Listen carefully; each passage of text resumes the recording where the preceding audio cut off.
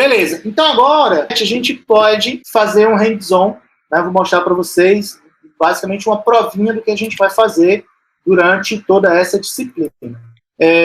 Quando você instala o Anaconda, você vai ver isso aqui. Ele vai abrir esse Anaconda Navigator, né? Quando você fizer o launch do Anaconda, né? Executar o Anaconda, ele vai abrir essa telinha aqui.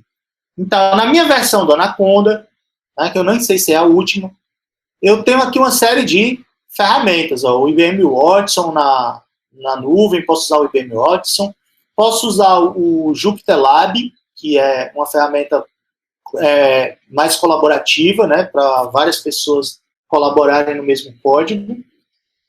O que a gente vai usar? Como eu estou trabalhando sozinho, né, não em equipe, eu vou usar o Jupyter Notebook. Tá? Essa é a ferramenta que a gente mais vai usar. Mas eu posso usar o Orange, que é uma ferramenta super legal para a gente trabalhar com Data Science, é a ferramenta tipo ECA, onde eu já faço alguma série de análises diretamente na ferramenta, sem codificar, né? Clicando e arrastando. Então, o Orange é uma boa ferramenta. E aqui tem ferramentas de visualização. Aí tem o PyCharm, se você quiser trabalhar com o script Python, né? Ou seja, desenvolvendo scripts ou aplicações em Python, o PyCharm é interessante. E ele já vem aqui também, ó, com o RStudio, você já pode instalar e usar. Beleza? Veja que o meu não está nem instalado, mas é só clicar aqui em instalar e usar. Para usar o notebook, eu vou simplesmente clicar aqui em Launcher. Quando eu clico em Launcher, ele vai abrir um browser, tá? Ele vai abrir um browser. E aí eu posso navegar aqui nas minhas pastas e abrir um determinado notebook, tá? Aqui, ó, eu abri esse notebook. Você pode criar um novo notebook. File, né? New notebook. Aí você diz, qual é a linguagem que eu quero usar? Python 3, que é que eu tenho aqui. Então, eu vou criar um notebook para usar em Python 3, com Python 3. Tá? Bom, o notebook, ele é o Jupyter Notebook é como se fosse uma IDE, né? Uma ferramenta de desenvolvimento de software, de programação. Só que o notebook, ele é esse local onde eu vou colocar meu código, mas ele tem uma característica muito interessante, que é eu posso colocar texto, eu posso colocar imagem, vídeo, tá? Tudo no mesmo notebook, tudo no mesmo arquivo. Então, para dar aula é muito interessante, né? Para você explicar o que você está, o seu código, você tem uma série de recursos interessantes. Então, aqui eu tenho esse ciência de dados, né? Desafios e perspectivas, beleza. Veja que essa célula aqui é do tipo Markdown. Então, uma célula que só tem texto. Aqui eu tenho o tipo das células. Uma coisa que eu não falei é que o notebook tem células, né? Ele é formado por um conjunto de células. E aí, cada célula tem um tipo. Eu tenho esse tipo Markdown, Code, que é onde você coloca código, esse Raw NBC, e esse Heading, que é para botar texto também. Então, veja, essa minha primeira é um Markdown, essa segunda é um Markdown, essa terceira célula é um Markdown, a minha quarta célula aqui, ó, e depois ele vai, quando eu rodo aqui, ele vai numerando, tá, ó. E aí eu posso rodar cada célula individualmente, ó, rodei essa célula, rodei essa célula, rodei essa célula, ele não gera saída aqui porque não é célula de código, né? Mas eu tenho essa célula aqui, ó. O que eu estou fazendo nessa célula? Importando as bibliotecas que eu vou usar. Então eu estou importando aqui, ó, NumPy, Pandas, Plot9, Statistics, o Scikit-Learn, portei aqui várias bibliotecas do Scikit-Learn, e o Plotly, que também é uma biblioteca de gráfica, de você plotar gráficos. Tá, aí eu clico nessa célula e clico no Run, eu executo. Aí ele colocou um asteriscozinho, ó, eu rodei a célula. Aqui, ó, o que eu estou fazendo nesse data igual? A gente vai, a partir da próxima aula, estudar o Pandas, do zero, tá? Mas já dando a motivação para vocês. Então, aqui eu estou criando vetores de vetores, ó. Meu primeiro vetor tem um par de valores, 1.08737. Segundo vetor tem um par, 1.61350. Beleza? Bom, eu estou colocando isso aqui como se fosse o comprimento de um catéter de acordo com a altura do paciente. Então, eu tenho Comprimento do cateter é a altura do paciente. E aí, esse vetor de vetores eu estou transformando usando o Pandas, né, que é o meu PD aqui, para criar um data frame. O que é o data frame? O data frame é como se fosse a tabela. Eu vou pegar aquilo que era um vetor de vetores e representar como se fosse uma tabela. Então, agora aqui eu posso imprimir o DF, que é o meu data frame, e aí eu tenho a altura e comprimento do catéter.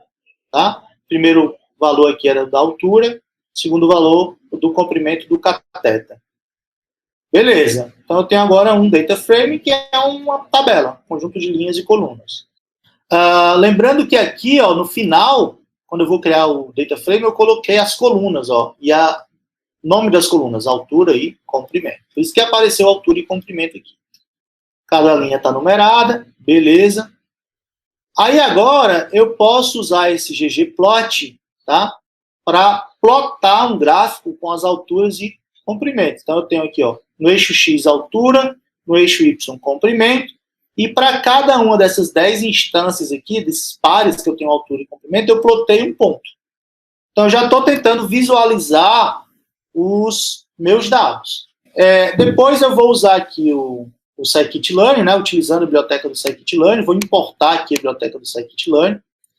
E agora eu vou quebrar, ó, eu vou pegar do meu data frame, eu vou pegar só a coluna altura e vou jogar na variável x. Vou pegar só a coluna comprimento e jogar na variável y, tá?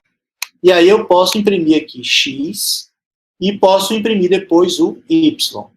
Mas, ó, imprimi o x e imprimi o y.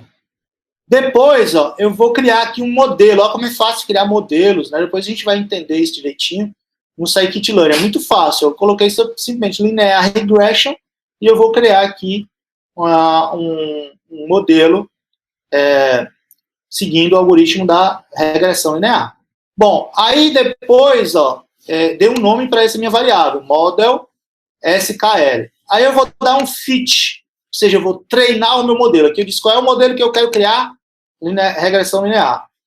Como é que eu treino o modelo? Eu passo x, passo y. Ou seja, x é a altura do paciente e y é o comprimento do catéter. Então eu passei x e y, ele vai treinar o modelo. Depois que eu treinei o modelo, eu posso simplesmente mandar imprimir o modelo para a gente ver o coeficiente, né? Porque uma regressão linear nada mais é do que uma reta. Então eu tenho um coeficiente angular da reta aqui, ó, 24,08. Beleza. E aí eu tenho o intercept, que é onde ele corta o eixo y. Então eu imprimi o primeiro coeficiente aqui e o segundo coeficiente, né, da equação da reta. Aí eu vou plotar, ó, a minha reta com base nos coeficientes do meu modelo. Então eu tenho uma reta, ó.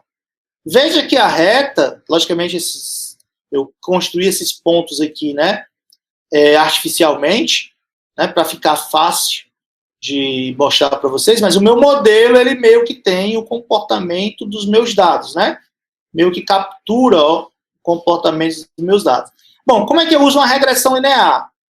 Dado um novo paciente, que eu não conheço qual o tamanho do catéter que eu devo usar, eu pego a altura dele e jogo na reta e obtenho o comprimento do catéter. Então, uma predição na regressão linear nada mais é do que pegar a altura, jogo na equação da reta, né, e obtenho o valor de y, do comprimento do catéter. Isso é uma predição, usando regressão linear. Beleza? E aqui, como é que eu posso usar? Então, ó, eu simplesmente coloco a minha variável, predict, passa a altura. Aí ele vai me dizer qual é o tamanho do catéter predito. Tá? Então, eu passei aqui 1,25 e ele me retornou 41. Beleza? Eu tenho um paciente que eu desconheço qual é o tamanho do catéter que eu devo usar, mas eu sei a altura dele, é 1,25. Então ele me deu o tamanho do catéter. Isso é uma predição usando regressão linear. Tá, e se eu quiser usar uma classificação? Então aqui eu tenho um modelo, um exemplo de notebook, usando classificação. Então, imagine, eu vou usar aqui nesse exemplo, tá? O dataset o Iris dataset, né? Que é o dataset com valor, com tamanhos de pétala e sépala de flores de 3 categorias, ou de 3 tipos, né? As virgínicas, a versicolor e a setosa. Esse aqui é o Hello World do Machine Learning. O Hello World do Machine Learning é fazer a predição aqui usando esse Iris dataset. Bom, primeira coisa que eu preciso fazer é carregar o dataset. Então, veja, esse dataset já faz parte do scikit-learn. Então, simplesmente eu vou importar aqui o datasets, aí eu faço iris, recebe dataset.loadIris, beleza. E aqui esse iris keys, tá? Ele vai me dar as principais chaves que eu tenho nesse dataset. Então, ou seja, como é que está estruturado? Eu tenho os dados, target, que é o nome de cada coluna, e aí eu tenho descrição de cada coluna, nome das features, tá vendo? Target names, feature names, tá, beleza. Eu não preciso disso tudo. Mas eu posso imprimir aqui o dataset iris. Então, simplesmente coloco o iris, está aqui todo o dataset. Veja que veio os dados primeiro, né? Ó. Ele coloca data, aí vem os dados. Só que depois, ó, lá no final, vai vir, ó, target. Tá? Target é a minha variável dependente, é o que eu quero prever, que é a categoria, se ela é virgínica, setosa ou versicolor. Veja que para cada linha do meu dado, ó, ele tem 4 valores, que é o tamanho, largura e altura da sépala, largura e altura da pétala. Tá? E para cada entrada dessa daqui, para cada instância, eu tenho um valor. Que 0 vai significar setosa, 1 versicolor, 2 virgínica. Depois ele me diz ó, o nome do target name, né? Depois a descrição, ele dá uma descrição aqui, ó. Tá, beleza. Quais são as features? O nome das features, ó. Largura e comprimento da sépala, largura e comprimento da pétala. Beleza. Aí eu posso imprimir só os dados, ó. Só os dados. Beleza. Agora eu imprimi só os dados. Show. Eu posso imprimir só o target. É só o valor da categoria. Primeira instância da categoria 0, 0, beleza? Segunda da 0. Então aqui eu estou dizendo só o Y, é só o meu Y, é só a minha variável dependente. É o que eu quero prever. Posso imprimir só a descrição, aí não interessa, só o nome das features, beleza. Agora, eu posso criar um classificador, né? Um modelo preditivo, que eu entre com os dados, né, de a largura e comprimento da pétala e da sépala, e ele me diga de que categoria, de que tipo é essa rosa, se ela é virgínica, se ela é setosa, se ela é versicolor. Beleza. Aqui, ó, eu não vou pegar todos os dados, eu não quero trabalhar com largura e altura da pétala e da sépala, eu vou pegar só da pétala, para ficar mais simples. Então, eu estou pegando o dado, ó, só das colunas 1 e 2. Então, eu estou pegando só essas 2 primeiras colunas aqui, tá? Para ficar mais fácil de visualizar. E aqui, o meu Y é o target, é o iris target, que vai ter valores 0, 1 ou 2. Beleza. Aí agora eu vou criar meu modelo. Olha como é fácil criar um modelo. Decision Tree Classifier. Ou seja, eu quero criar agora uma árvore de decisão. Um classificador, né? Utilizando como algoritmo a árvore de decisão. Que vai ter uma profundidade máxima de 3, beleza. E aí eu dou um fit, ou seja, eu treino o meu modelo. Aqui eu estou na hora de treinar um modelo. Passei X, passei Y. Treinei um modelo. Todo esse código aqui é simplesmente para eu conseguir exibir aqui os meus dados e o resultado da minha árvore de decisão. Depois a gente vai estudar com detalhes. Mas aqui está, ó, cada instância dessa aqui é uma rosa. Tá? Veja que a gente usou uma cor para cada tipo. Tá? Então eu tenho aqui, ó, setosa, versicolor, virgínica. Essa daqui é bem separada das outras, dá para ver, né? E entre as azulzinhas e verdinhas tem uma certa interseção aqui. Como é que o meu modelo, como é que esse modelo foi criado pode ser entendido? Pode ser entendido da seguinte forma. Para separar, né, ou seja, para dados agora de pétala, eu classificar se ele é virgínica, setosa ou versículo O, eu pego primeiro o tamanho da pétala. Ó. Ou seja, a primeira divisão aqui é pela pétala. Ele usou o valor 2,5 aqui. Ó. Então, se a instância tem valor para tamanho da pétala, petal length, menor do que 0,5, eu já sei que ele está nessa categoria aqui. Agora, se ele tem petal length maior que 2,5, aí ele pode ser tanto do azulzinho como do verdinho. Então, eu vou usar agora o meu segundo atributo, que é o petal width, para fazer a divisão. Eu escolhi um valor aqui, ó, bem aqui, 1,6 ou 1,7, bem aqui. Aí ele separou novamente aqui, ó. Então, dado uma nova instância, eu olho, o valor do petal length está maior que 2,5, venho para cá, beleza. Aí eu vou olhar, e o do petal width? Se for menor do que 1,5, ó, estaria nesse quadrante aqui. Mas veja que ainda tem verdinhas aqui, né? Tá? Misturado nesse quadrante. Mas no quadrante de cima só ficou as verdinhas, ó. Então eu sei que se o cara tem petal width maior do que 1,6, 1,7, ele já é da categoria das verdinhas. Mas se ele tem petal width menor, ele pode ser verdinho e pode ser azulzinho. Então eu preciso de mais uma divisão. Então eu vou usar de novo o petal length. Vou escolher um valor aqui, ó. 5. Então, se ele tem petal length maior do que 2,5, aí eu vou verificar o petal width. Petal width é menor do que 1,6, beleza. Então eu olho de novo o petal length. Petal length é maior do que 5, se for, eu vou classificar como verdinho. Se for menor, eu vou classificar como azulzinho. Beleza? Isso aqui é só para a gente entender o algoritmo. Como é que eu faço uma predição agora? Ó? Simplesmente eu chamo esse predict proba. Eu passei agora ó, a largura e a altura da pétala. Eu passei petal length e petal width. Beleza? E aí ele vai me dar ó, a probabilidade dessa instância pertencer a cada uma das classes. Ó, ele tem 0 probabilidade de pertencer a essa classe aqui, porque eu estou passando ó, petal length 5 e o petal width 1,5. Então ele está bem por aqui assim, tá vendo? Ó? Eu botei logo né, nessa região mais difícil de classificar. Ó. Então ele está dizendo, ó, a probabilidade dele ser dessas amarelinhas aqui é 0. Tá? A probabilidade dele ser dessa categoria aqui, a azulzinha, é 0,33. E a probabilidade dele ser da verde é 0,66. Beleza? Mas eu posso dizer, se eu não quiser ver as probabilidades, eu posso dizer, me diga qual é a classe que tem a maior probabilidade. Então, simplesmente eu uso predict. Passei os valores e vai me dar a classe 2. Já que as classes eu estou representando por 0, 1 e 2. Beleza? Então, aqui é um exemplo de um algoritmo de classificação. Tá? Um problema de classificação.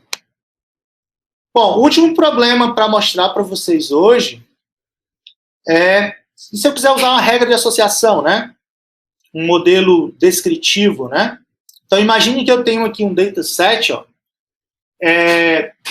de compras de supermercado, tá? Então, imagine que esse vetor aqui ó, representa a compra do usuário 1. Ele comprou milk, onion, nutmeg, kidney beans, egg e iogurte, ok? Segunda linha, aqui nesse segundo vetor, eu tenho as compras do usuário 2. Terceira linha, compra dos usuários 3. Terceiro vetor, compra dos usuários 3. Beleza. Basicamente, num banco de dados de supermercado, a gente vai ter isso aqui, né? Cada compra e cada item que o cara comprou e a quantidade de itens. Bom, mas esse formato não é interessante para a gente usar num algoritmo de regra de associação. Eu agora vou transformar para esse modelo aqui, ó, onde cada coluna vai ser um produto. E em cada linha, eu simplesmente vou usar true ou false, ou 0 e 1, para dizer, na compra do usuário 1 tem Apple, sim ou não? Na compra do usuário 1 tem corn, sim ou não? Beleza? Tem egg, sim ou não?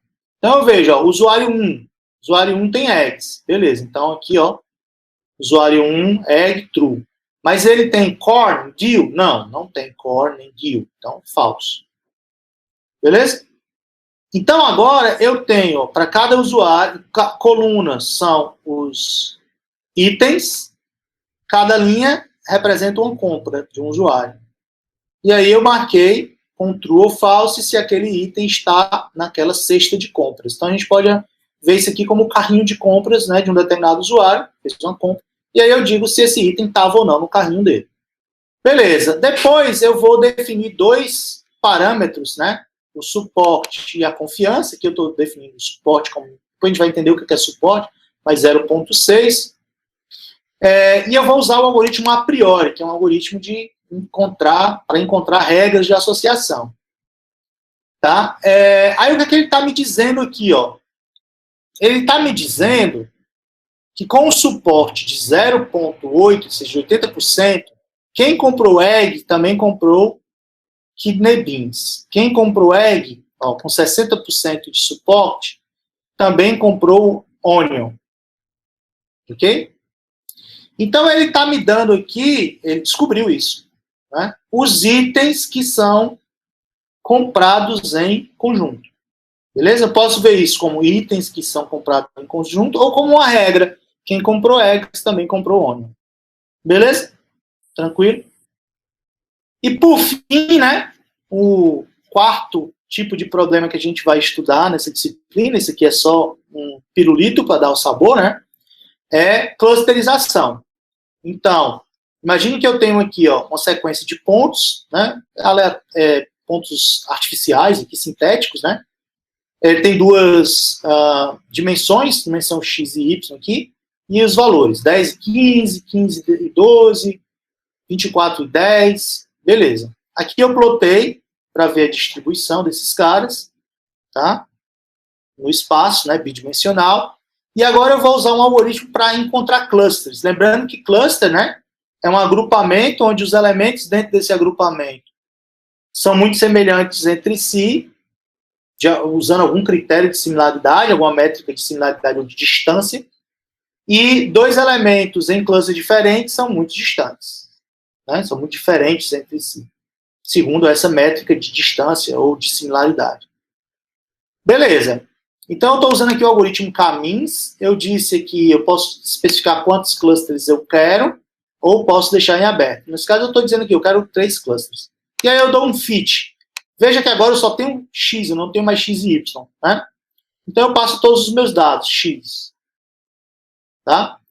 E aí, ele vai me dar, para cada elemento, um label, né? uma classificação de qual é o cluster que ele está.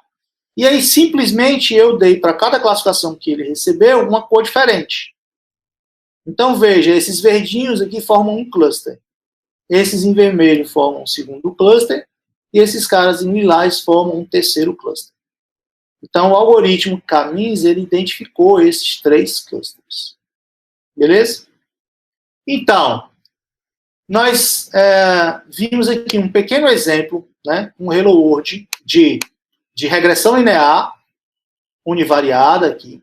Então, nós demos um pequeno exemplo de regressão linear, um pequeno exemplo de classificação, um pequeno exemplo de regras de associação e um pequeno exemplo de clusterização, que são os 4 tipos de problemas ou categorias de problemas ou categorias de algoritmos de mineração de dados e machine learning que nós vamos focar neste curso. Tá? Então, aqui foi só para vocês terem um sabor do que vai ser a disciplina. Que a gente vai fazer durante toda a disciplina isso aqui. Só que agora entendendo, né, o que está acontecendo, enfim.